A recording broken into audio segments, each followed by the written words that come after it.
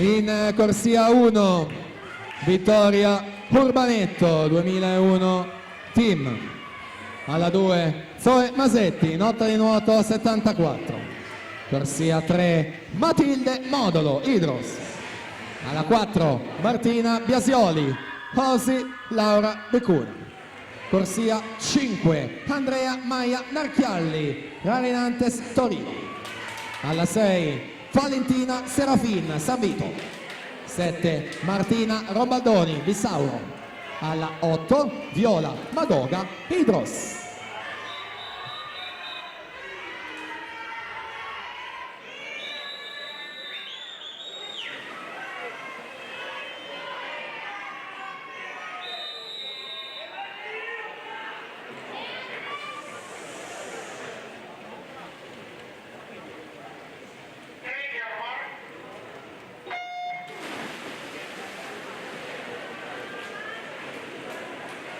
In acqua la finale assoluta, record dell'anno scorso di Margherita Panziera, 59 e 58.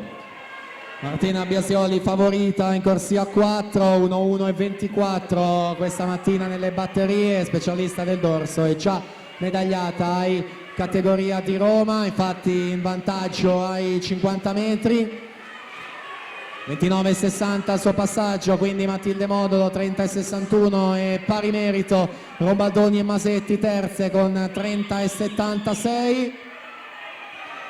Prossima virata è quella dei 75 metri, ormai cristallizzata la vittoria, mentre interessantissima la lotta per le medaglie. Modolo alla 3, Robaldoni alla 7, alla 2 anche Zoe Masetti che al momento è seconda posizione. Là davanti invece la vittoria Martina Biasioli, 1-1 e 16, quindi si migliora rispetto alla mattina di 8 centesimi e si prende questa vittoria. Zoe Masetti 1-2 e 67, Martina Robaldoni 1-3 e 4 centesimi. Quindi